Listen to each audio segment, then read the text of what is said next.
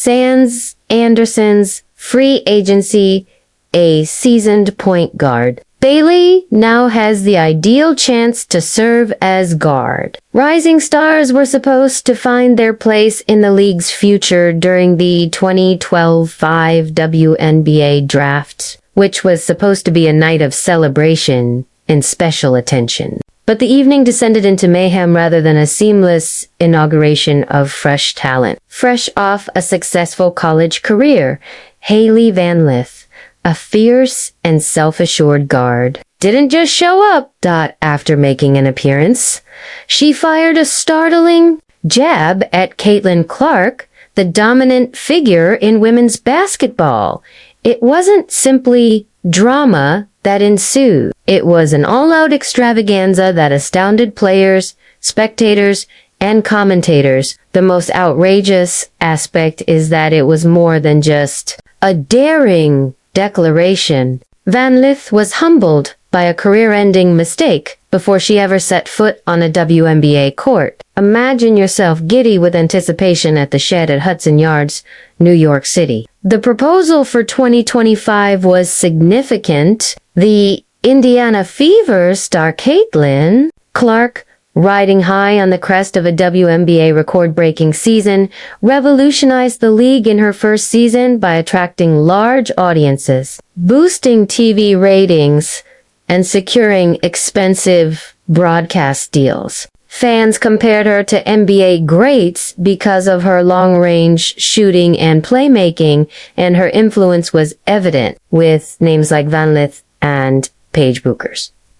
The draft was set to capitalize on that momentum. However, what follows will leave you dumbfounded. Van Lith, who was selected by the Chicago Sky with the 11th overall pick, has a compelling backstory. She had battled her way through a sporadic collegiate career, playing at TCU, LSU, and Louisville. She was a player who thrived on disproving skeptics and was well known for her grit and unwavering enthusiasm. A draft highlight was her reunion with former LSU player Angel Ree, which promised to be a dynamic combo in Chicago. Van Lith, however, wasn't satisfied with simply enjoying the moment. She had a grudge to make because of a rivalry between her and Clark from college that began in 2023.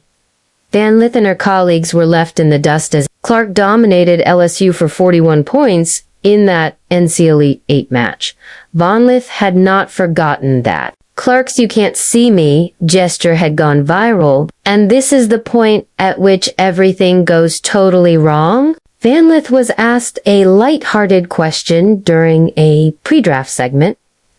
3 WNBA players, Caitlin Clark, Sabrina Ionescu, and Diana Taurasi, can be started, benched, or cut. Originally intended to be a light-hearted icebreaker, Van Lith recognized a chance. She decided to start Taurasi, bench Ionescu, and cut Clark while the cameras were filming and the audience was watching her every word. After a brief period of silence, the arena bursts into whispers.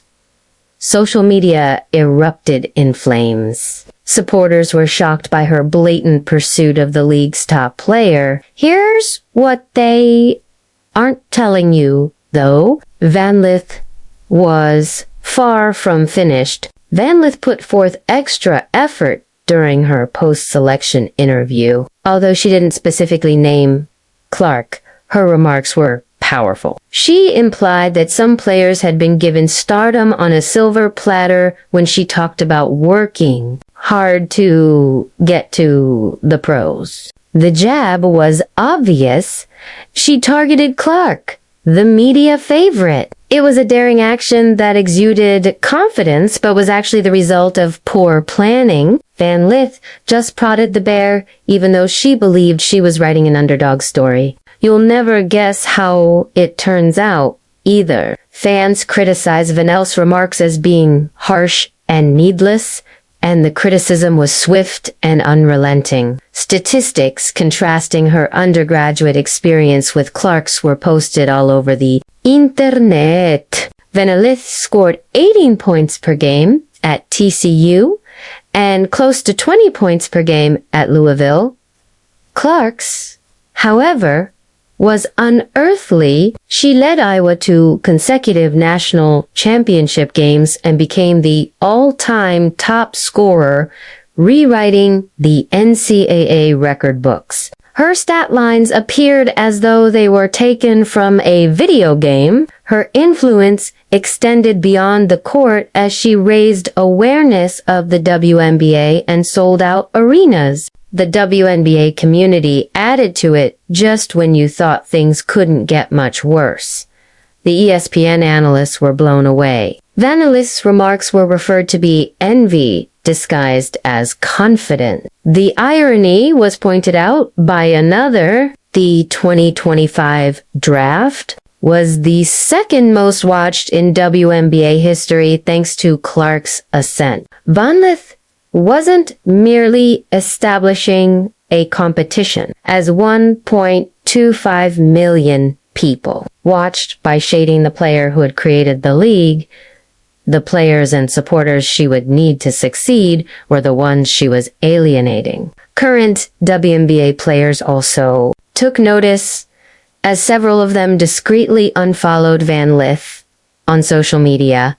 It was an obvious message. You should not approach the Queen unless you are prepared to support your claim. However, what follows is just crazy. Though not in the manner you may anticipate, Clark herself delivered the true gut hit. Clark said nothing while Van Lith's remarks were analyzed online. No petty retorts, interviews, or tweets. Rather, she allowed a single instance to speak for her. As Van Lith tossed her shade, a chilly, sardonic look was captured on video. Clark had worn the identical outfit in college just before she buried her opponents with a deep three when they were trying to get under her skin. A few days later, she was seen spending hours coaching children and signing jerseys at a youth basketball camp. There was a sharp contrast. Clark was creating a legacy, whereas Van Lith was pursuing influence. This is the point at when everything shifts. Clark made news a few weeks after the draft when he stole the show by taking the court during a Pacers game to hand out merchandise. This level of attention had never been paid to any other rookie. She showed everyone why she's the league's top, drawing a preseason game by scoring 28 points, dishing out 8 assists, and grabbing 5 rebounds. She ran the offense like a pro and made long threes. Van Lith was seen on camera waiting for her time while still warming up. Memes of Clark cooking while Van Lith watched from the bench flooded social media timelines. The story was revealed by the numbers, with records for most points by a rookie guard, most assists by a rookie, and the first ever rookie triple-doubles in WNBA history. Clark's debut season was unforgettable.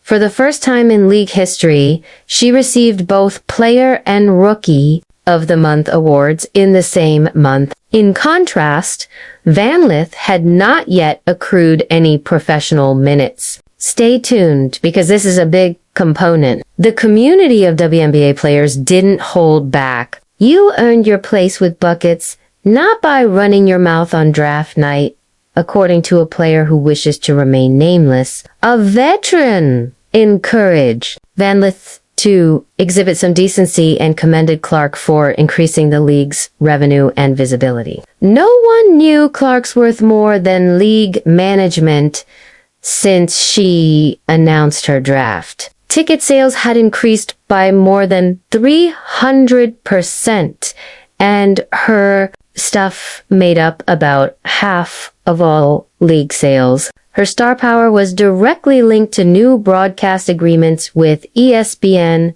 and Amazon, which quadrupled her primetime exposure. Clark was more than a mere athlete. She was an economic powerhouse all by herself, and just wait if you think that's awful.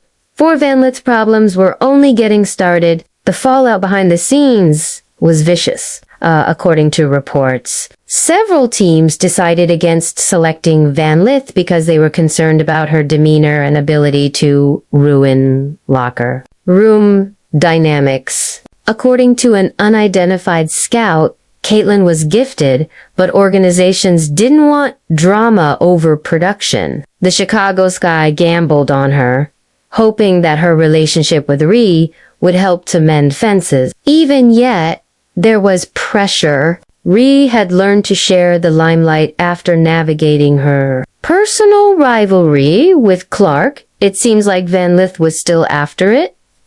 And the last turn of events was unexpected. The most anticipated game of the year is already the WNBA season opener, which pits the Sky against Clark's Fever. Van Lith sees it as an opportunity to demonstrate that her statements were true. However, the strain is unbearable. Every turnover, every missed shot, and every second she spends on the court will be evaluated against Clark's performance, with memes foretelling Van Lith's downfall. Fans are eagerly anticipating Clark dropping another 40. Her remarks on draft night did more than just spark a quarrel. They establish an unachievable bar for a novice who hasn't yet shown herself. And you'll see why this is so crucial by the end of this. Conversely, Clark is unfazed. She isn't interested in the headlines or the controversy. She went 54-54 from 3 on her birthday, indicating that she is in the gym. She prioritizes titles over sound bites. The fastest to 100 three-pointers, the most assists in an All-Star game, and numerous franchise landmarks were also achieved during her first season. She is the future of the league, not just a celebrity. Van Lith's joke may have garnered her a few retweets, but Clark is gaining traction as teams adjust their marketing strategies and communities prepare for sold-out games during her visit. One crowded arena, one jumper, one pass at a time. The road ahead is steep for Van Lith. She chose the wrong fight. Not just any fight. Rivals can flourish on trash talk alone in college, but the WNBA isn't that kind of place. Thanks to Clark's diligence and humility, this league is at last gaining traction before gaining the right to be a rival. Van Lith misinterpreted the situation and portrayed herself as the antagonist by attempting to bring her down. Fans and commentators will be waiting to jump on every mistake she makes, making every game she plays a referendum on her draft night words. You should see this through to the very finish. Have faith in me.